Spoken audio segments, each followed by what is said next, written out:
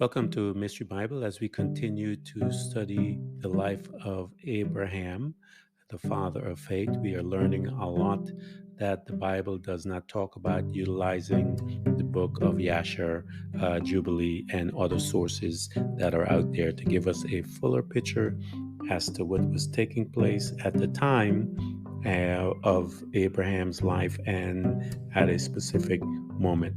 We have been looking at Gomorrah, but I'm going to finish up with Gomorrah some more because there's so much about this place that when we read it in the Bible, we don't know precisely what they have done and why God did what He did.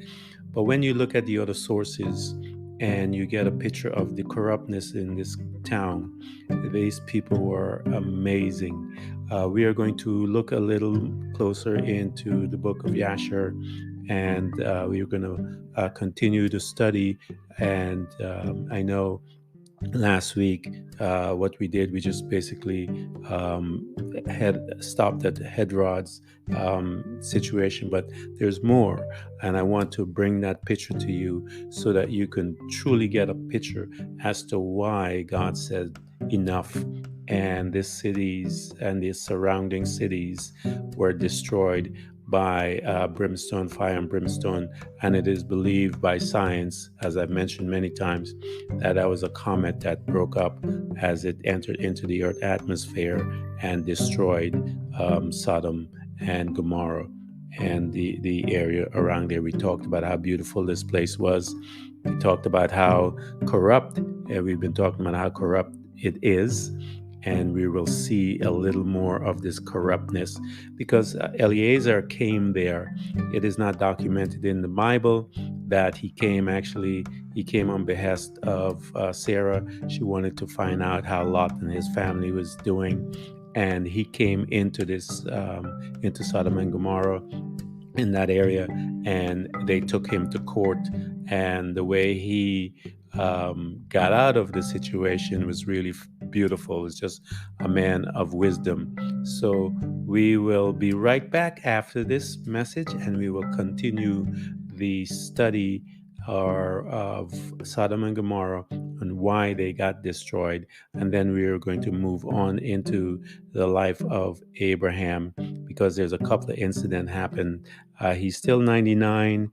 He's going to get to 100, and 100 years is when the promised son was born, and we're going to talk about that. I'm not sure if it'll be in this podcast, but we will have a conversation about that. But we'll be right back after this.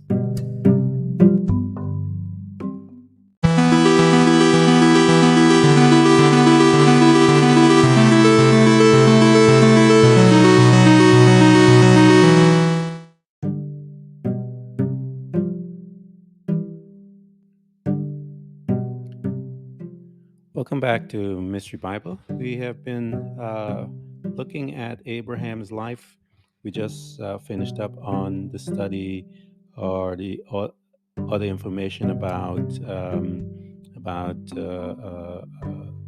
Sodom and Gomorrah, and so we want to go back now and start focusing about on Abraham's life. Abraham is now in Canaan for about 25 years. He's been here, and he decides to move from this area, and understandably, because it was destroyed in from the incident with Sodom and Gomorrah being the fire and brimstone. As I mentioned to you, it is believed to be a comet that broke up and decimated the area. And so Abraham begins to, after this, looking at that area, I'm sure that he felt it was time to leave. And so he decides to go back into the area that he has been traveling to back and forth, and he's going back into the Philistine area. And we are going to take a look at verses chapter 20 in the Bible. As I mentioned, the Bible is my It's where I go to grab all of the information initially, and then we branch off to get additional information to make the picture more clearer to us. So that Abraham now he moves to Gerar in area of the Philistines, and after the destruction. So here we go. We're going to read 21 because there's a lot that happened within this story that the Bible does not go into as to the relationship between Abraham and Abimelech. And Abraham journeyed from thence towards the south country and dwelt between Kadesh and Shur, and sojourned in Gerar. And Abraham said of Sarah his wife, "She is my sister." And Abimelech king of Gerar sent and took Sarah. We've seen this before. And every time we saw this, we see that the release of the blessing would work even after this man and his sister. They're not really they're half sisters and so forth, so they're not lying, but they are lying, as they say. Lie is a lie, guys. There's no such thing as a white lie, black lie. A lie is a lie, and it's in God's eyes it's just as dangerous as any other thing. But yet God's mercy is seen within this man and this woman. So let's go and take a look at this story. But God came to Abimelech in the dream by night and said to him, "Behold, thou art but a dead man, for the woman which thou hast taken for she is a man's wife." And Abimelech had not come near her, and he said, "Lord, wilt thou slay also a righteous nation?" Said he unto me, "She is my sister." And she herself said, "He is my brother. In the integrity of my heart and innocency of my hand have I done this." And God said unto him in a dream, "Yea, I know thou didst this in the integrity of thine heart, for I also withheld you from sinning against me. Therefore suffer I thee not to touch her. Now therefore restore the man his wife, for he is a prophet, and he shall pray for you, and thou shalt live. And if you restore her not, know that you shall surely die, you and all that are yours." Therefore Abimelech rose early in the morning and called all of his servants and told all of these things in their ears, and the men were sore afraid. Then Abimelech called Abraham and said unto him, "What hast thou done unto us, and what have I and why have I offended you? And that thou brought on me and on my kingdom a great sin. Thou hast done these unto me that ought not to be done." And Abimelech said unto Abraham, "Why sawest thou that thou hast done this thing?" And Abraham said, "Behold, because I thought, surely the fear of God is not in this place, and they will slay me for my wife's sake." And we know from our studies that Sarah was such a beautiful woman that all of the kingdoms and the places that he went to, especially in Egypt, he had to deal with this situation. And it says, and it continues, "And yet indeed she is my sister. She is the daughter of my father, but not the daughter of my mother. And she became my wife. And it came to pass, when God caused me to wander from my father's house, that I said unto her, This is thy kindness, which thou showest unto me. At every place where we come, say to me, He is my brother." And Abimelech took sheep and oxen and men servant and women servant and gave unto Abraham and restored his wife Sarah to him. And Abimelech said, "Behold, my land is before thee, dwell here in it pleases thee." And unto Sarah he said, "Behold, I have given your brother 1,000 pieces of silver. Behold, he is to thee a covering of the eyes unto all that are with you, and with all others. Thus she was reproved. So Abraham prayed unto God, and God healed Abimelech and his wife and his handmaids, and they bare children. For the Lord had fast closed up all the wombs of the house of Abimelech because of Sarah's, Abraham's wife.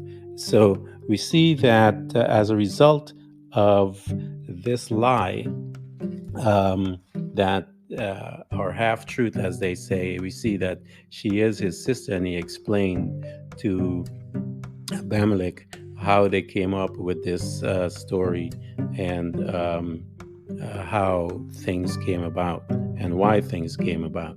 But as we get a backstory into this thing, there was a lot more that took place, because as you'll see that there is an angel of God went around killing people as a result of this, and the place was fearful as a result of what was going on. So they were glad to get rid of them both. But let's go into we're going to read Jasher, the book of Jasher, and see the behind the stories, as I mentioned to you. And at the time of Abraham journey from the plain of Mamre, and he went into the land of the Philistine, and he dwelt in Gerar. It was 25 years of Abraham being in the land of Canaan, and 100 years of Abraham. He was now 100 years old. He came to Gerar in the land of the Philistine, and as we'll see that this is the time that they remember the appointed time. God said He would return back to them to have the child. So let's go on. Verse 2 says, and when they entered into land, he said to Sarah, his wife, say that thou art my sister, and so forth. So we see that the lie took place, and that Abraham and Sarah did what they did. And so the king saw her, his men saw her, and because of her beauty, they brought her to him. And so Abimelech's officers saw her and brought her to the king.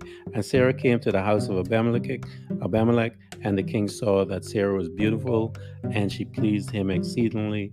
And he approached her and said to her, what is that man to thee, with whom thou didst come to our land? And Sarah answered and said unto him, he is my brother, and we came from the land of Canaan to dwell wherever we could find a place. And Abimelech said to Sarah, behold, my land is before thee. Place thy brother in any part of this land that pleases you, and it will be our duty to exalt and elevate him above all the people of the land, since he is your brother. And Abimelech sent for Abraham, and Abraham came to Abimelech. And Abimelech said to Abraham, behold, I have given orders that thou shalt be honored as thou desirest on account of your sister Sarah. And Abraham went forth from the king, and the king's presence followed him. At the evening time, before men lay down to rest, the king was sitting upon his throne, and a deep sleep fell upon him, and he laid upon the throne and fell asleep until the morning. And he dreamed that an angel of the Lord came to him and drew a sword in his hand, and the angel stood before Abimelech and wished to slay him with the sword. And the king was terrified in his dream, and said to the angel, in what have I sinned against thee, that thou comest to slay me with thy sword? And the angel answered and said unto Abimelech, behold, thou diest on account of the woman which thou didst yesterday night bring to thy house, for she is a married woman, the wife of Abraham. He came to your house. Now therefore return that man his wife, for she is his wife, and shouldest not return her, know that thou wilt surely die, thou and all belonging to you. And on the night there was a great outcry in the land of the Philistine. And this is what I wanted to talk to you guys about. Here's the behind the scenes stuff that was going on as a result of this lie and this incident. And a night there was a great outcry in the land of the Philistine, and the inhabitants of the land saw the figure of a man standing with a drawn sword in his hand, and he smote the inhabitants of the land with the sword. Yea, he continued to smite them. And the angel of the Lord smote the whole land of the Philistine on that night. And there was a great confusion on that night and on all of the following morning. And every womb was closed, and all their issues, and the hand of the Lord was upon them on account of Sarah, the wife of Abraham, whom Abimelech had taken. And in the morning Abimelech rose with terror and confusion and with a great dread. And he sent and had his servants call, and he related to them his dream, and the people were greatly afraid. And one man standing amongst the servants of the king answered the king, saying, O sovereign king, restore this woman to her husband, for he is her husband. For the like happened to the king of Egypt when this man came to Egypt. And see, this is again, I told you, this happened before, and there was someone in the court that recognized them and knew of this story before, and he said, this happened before, get them out. And he said concerning his wife, she is my sister, for such is the manner of doing when he cometh to dwell in the land in which he is a stranger. So this servant is rehashing the story to him. And Pharaoh sent and took his wife, his woman for a wife, and the Lord brought upon him grievous plagues until he returned the woman to her husband. Now therefore, O sovereign king, know what happened yesterday night to the whole land, for there was a very great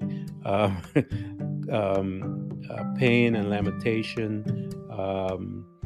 And we know that it was on account of this woman which thou did take.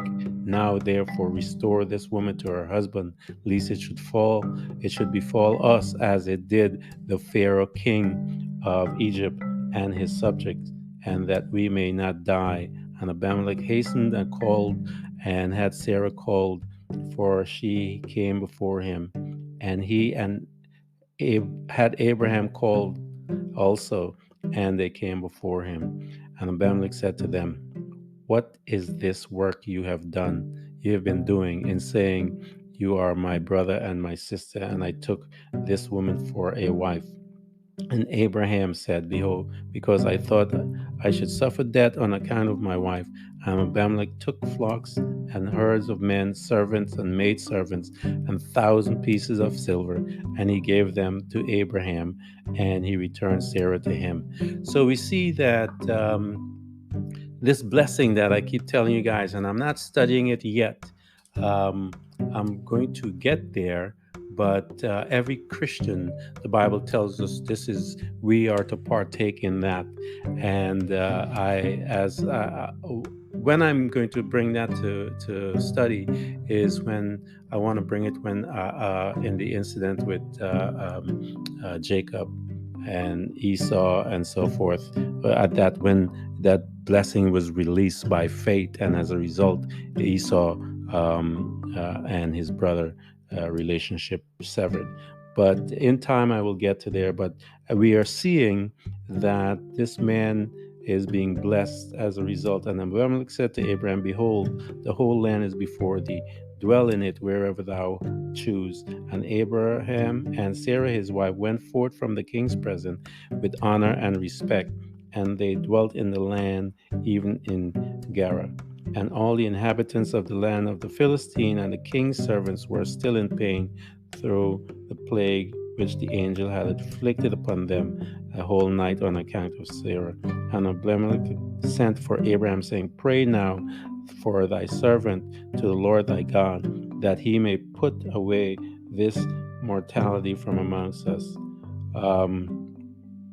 And Abraham prayed on account of Abimelech and his subject, and the Lord heard the prayer of Abraham, and he healed Abimelech and all of his subject.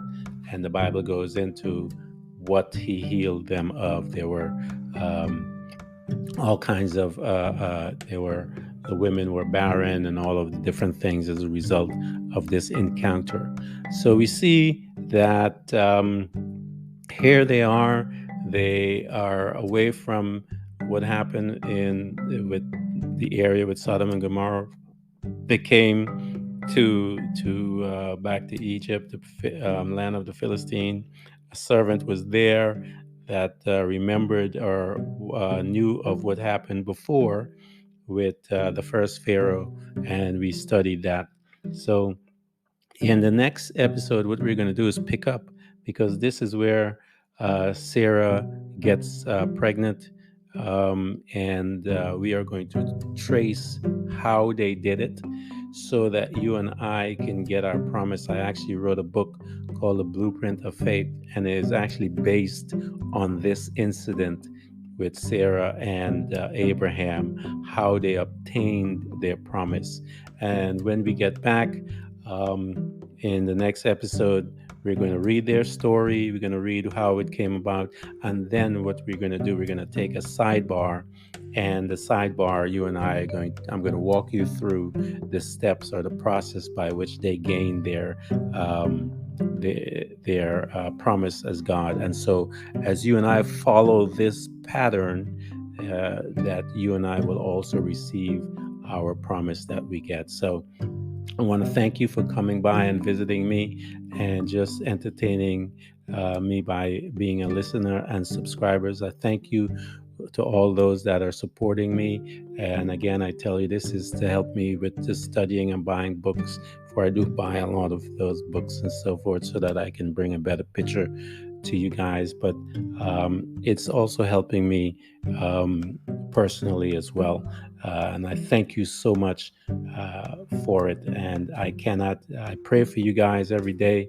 I pray as Paul prayed for the Ephesians church. And I continue to pray and ask God to do the same for you all, because you guys mean a lot to me.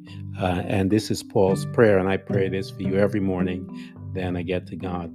When I get in my prayer time, Ephesians 1, 17 through 18, I keep asking that the God of our Lord Jesus Christ, the glorious Father, may give you the spirit of wisdom and revelation, that you may know him better.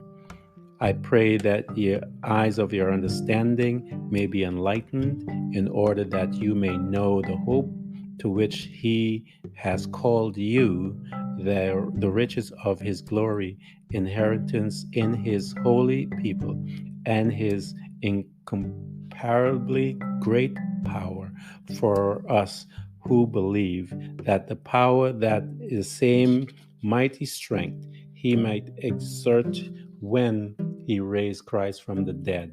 That same power is what I'm praying that will be in your life, the power of the Holy Spirit.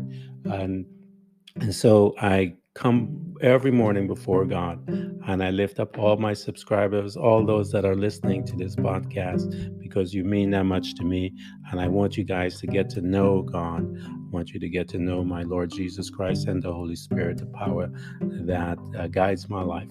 And so I thank you so much for all your support. And I ask that you bring people, subscribe, and let people know about us. Thank you, and I'll talk to you in the next episode.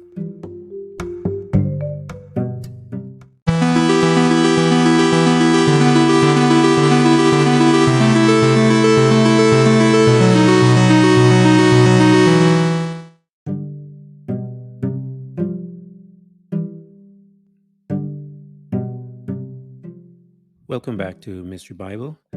We are continuing our study in the life of Abraham, but we're looking at, as I mentioned in the onset, we're looking at the outskirt as to what's happening around. We started looking at Sodom and Gomorrah, because I know as a Christian for years, you just read that they were destroyed, but never really go in. They just focus on one aspect of it, and in Christian teaching, and that was the fact about homosexuality and so forth.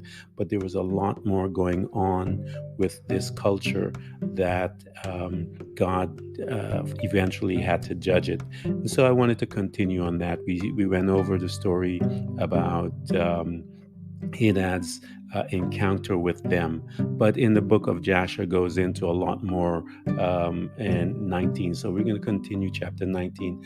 And in the cities of, because actually, let me give you some background. Abraham knew about this city because Eliezer was in this city, and he had an incident. He was beckoned by Sarah to go and check on Lot and his family, and he had a run-in with them. So Abraham knew of what was happening in this city, and yet he still prayed for them. So this is really an incredible individual. So let's go into 19 and see. And the cities of Sodom had four judges to the four cities, and these were their name: Sirach in the city of Sodom, Sadka in Gomorrah, Zebnak in Admah, and Menmon in Zeboyim. So these were the four judges, right, that they had in place. And Eliezer, Abraham's servant, applied to them different names, and he converted Sirach to Sakara, and Sedrak to Sedruka, and Zebak to Kezebin, and Menmon to Matzeldim.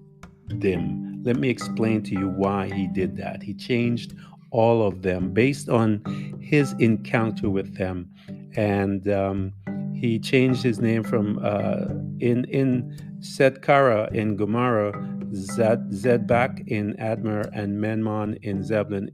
Eliezer, he changed their name, and the name, the first name is that he changed is Sakara to Sakara, and means liar. The second name he changed is Sakarua, which means deceiver. And the third is Casbin, which means falsifier. And the fourth is Meslemdim, which means perverter. He perverted. He was called a perverter of judgment. And so this is based on his encounter with these judges that he had. As the story goes, that when you came into this place, and if you were tall, they put beds in the common area. And when you came into the city, if you were tall and short, they treated you accordingly. So let's continue reading. And the reason why he had changed their name, we see. And by desire of their four judges, the people of Sodom and Gomorrah had beds erected in the streets of the city. And if a man came to these places, they laid him hold of the man and brought him to one of their beds, and by force made him to lie in the bed. And as he lay down, 3 men would stand at his head and 3 at his feet, and they measured him by the length of the bed. And if the man was less than the bed, these 6 men would stretch him at each end, and when he cried out to them, they would not answer him. And if he was longer than the bed, they would draw together the 2 sides of the bed at each end until the man reaches the gates of death. So these guys were absolutely cruel in how they treated people.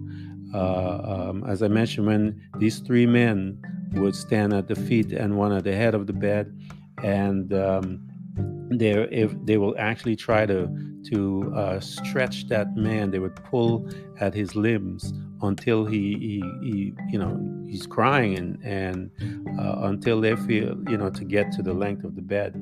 If he is too long, if he's too tall, what they do, as I said, that they try to jam the tall man to combine until the victim is at the verge of death. And so this is why people were crying out to God because of all of this stuff. There's a lot more that we're going to go into as well. And this group of people, what they did, they actually, it is believed that they had flooded their area so that the highways and the roads would not be seen. But let's continue anyway.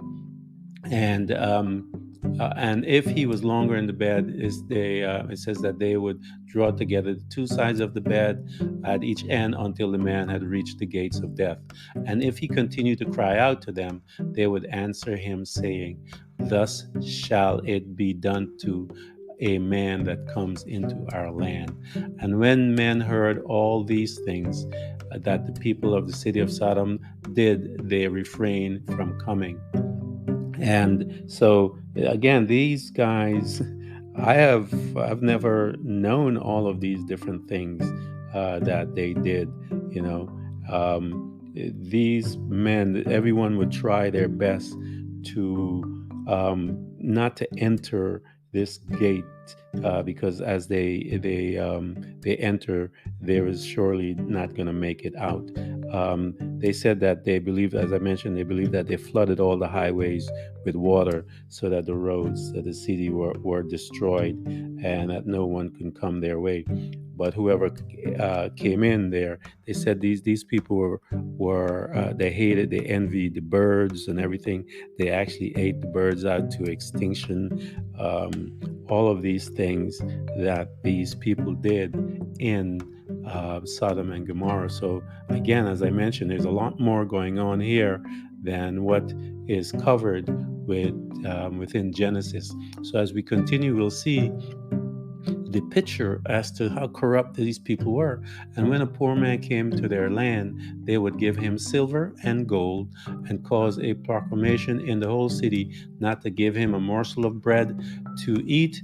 And if a stranger should refrain there some days and die from hunger, not having been able to obtain a morsel of bread, then at his death, all the people of the city would come and take their silver and gold which they had given to him. So they marked their gold and their silver so that they starved this person to give him all the wealth, and they kept him there, and they put out a declaration that no one should feed him. So once he died, then they would take their gold and whatever he had, they would split up. And so, and those that could recognize the silver and gold which they had given him took it back, and at his death they also stripped him of his garments, and they would fight about them. And he that prevailed over his neighbor took them. They would after that carry him and bury him under some of the shrubs in the desert. So they did this all the days to anyone who comes to them. And so this is this place that is called Sodom. And we see that is a lot more, as I mentioned, that are going on in the corruptness of these people. And so let's go and take a look and see that Sarah, in the course of time. But let me go back a little. I mentioned to you this part about Lot and he had a daughter, and a daughter of his broke the law. And we'll talk about her later. And as a result of her breaking the law, they actually killed her. And so Lot paid a price for living in this city. But again, remember I mentioned to you, he had turned his back on God, and he had came in to live to this city, and he was a part of the city and in their leadership and all of that kind of stuff. And so let me take you to when in the course of time, Sarah sent Eliezer to Sodom to see Lot and inquire after his welfare. And Eliezer went to Sodom, and he met a man of Sodom fighting with a stranger, and the man of Sodom stripped the poor man of all of his clothes and went away. And this poor man cried to Eliezer and supplicated his favor on account of what the man of Sodom had done to him. And he said to him, "Why did you act thus to this poor man who came to thy land?" And the man of Sodom answered Eliezer, saying, "Is this man your brother? Or have the people of Sodom made thee a judge this day, that thou speakest about this man?" And Eliezer strove with the man of Sodom on account of the poor man. And when Eliezer approached to recover the poor man's clothes from the man of Sodom, he hastened with a stone, smote Eliezer in the forehead, and the blood flowed from Eliezer's head. And when the man saw the blood, he caught hold of Eliezer, saying, "Give me my hire for having rid thee of this bad blood that was in your forehead, for such is the custom of the law in our land." And Eliezer said to him, "Thou hast wounded me and requirest me to pay you thy hire." And Eliezer would not hearken to the word of the man of Sodom. And the man laid hold of Eliezer and brought him to the judge, Sakara, the judge of Sodom, for judgment. And when the man spoke to the judge, saying, "I beseech thee, my lord, thus has this man done, for I smote him with a stone, that the blood flowed from his forehead, and he is unwilling to give me my hire." And the judge said to Eleazar, "This man speaketh truth to thee, give him his hire, for this is the custom in our land." And Eleazar heard the word of the judge, and he lifted up a stone and smote the judge, and with the stone struck on his forehead, and the blood flowed from the head of the judge. And Eleazar said, if this then is the custom in your land, give you unto this man what should I have given him for his decision, and thou decree it." And Eleazar left, and the man of Sodom with the judge, and he went away. So the wisdom of Eleazar is seen in this act that he did. He actually threw a rock to the judge's head, as we read, and he said to him, "Hey, pay him whatever I owe him," and he left him. And so that is absolutely wisdom. How many of us would have thought of that? So Eliezer said in verse 21, and the judge said to Eliezer, "This man speaketh the truth, as I mentioned to you." And so Eliezer threw the rock, he left. And when the kings of Elam had made war with the kings of Sodom, and the kings of Elam captured all the property of Sodom, and they took Lot's captive with his property. And when it was told Abram, he went and made war with the kings. And this is what you remember in the early part of when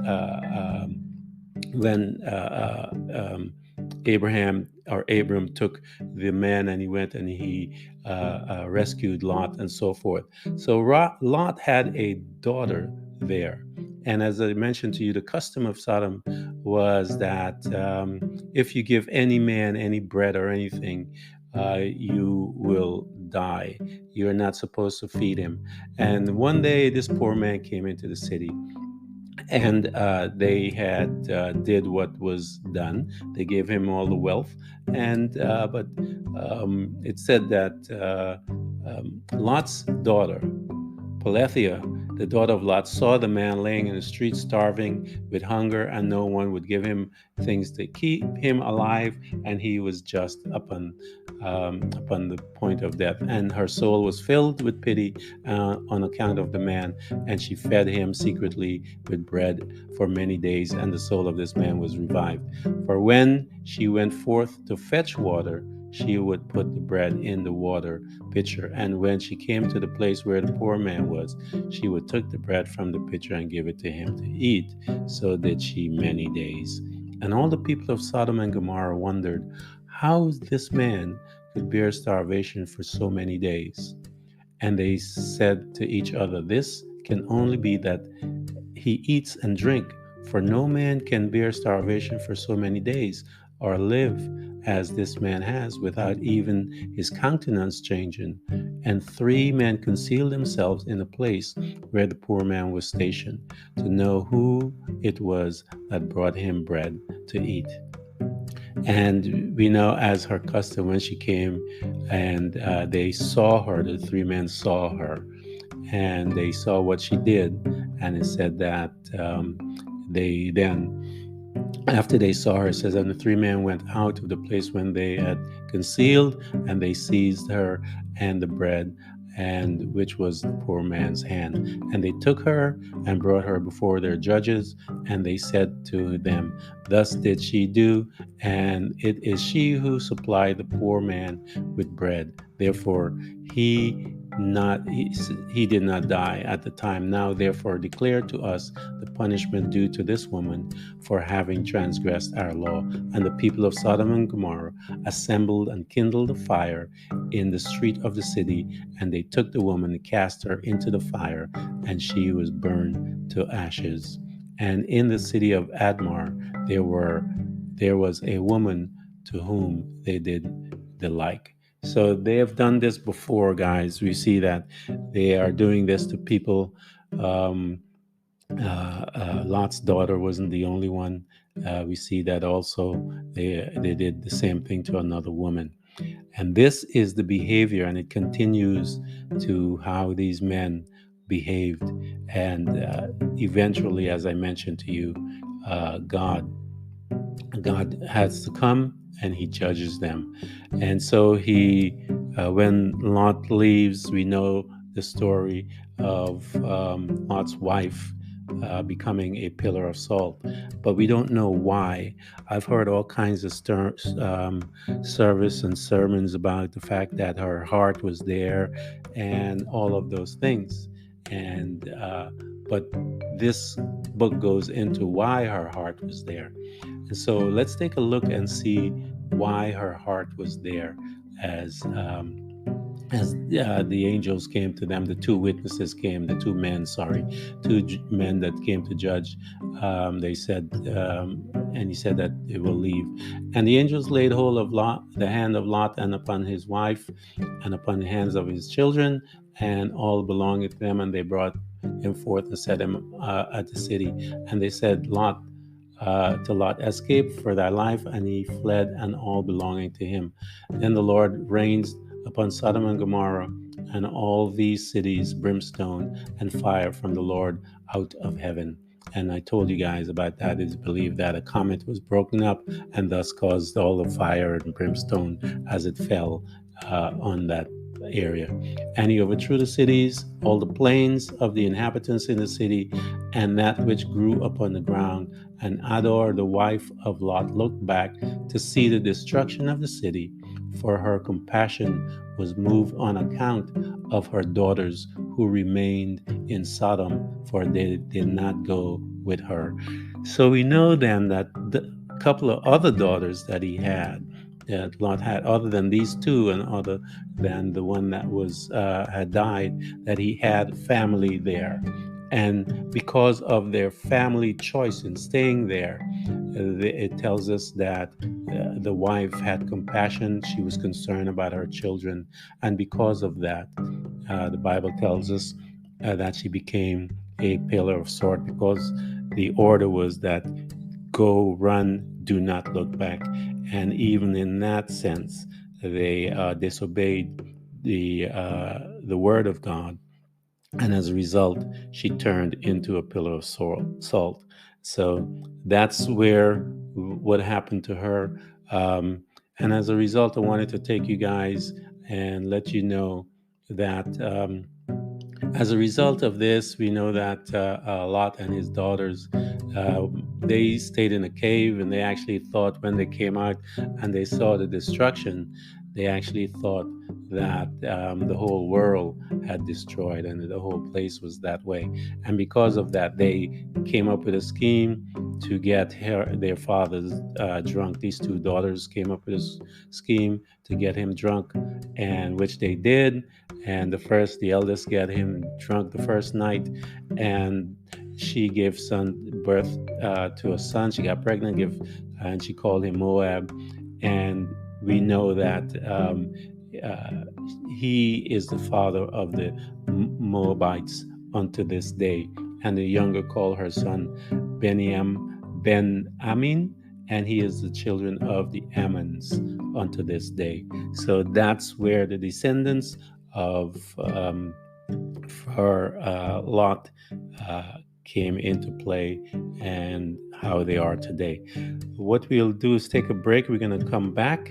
That is the completion of our talk about Sodom and Gomorrah and the plains that is around there, and the reason as to why God judged this. When we come back, we're going to pick up with Abraham again, and then we will continue the study of his life. We'll be right back after this.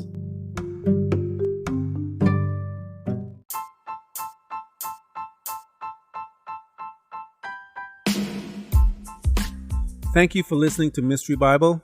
Let's walk through the Bible and learn of God and His beautiful mercies and all that He has provided for us, that we may become effective for His kingdom and change this world. Check in every week for a new episode. Search for Mystery Bible on Anchor FM, Spotify, Apple Podcasts, Google Podcasts, Castbox, Breaker, Outcasts, Radio Public, and many more.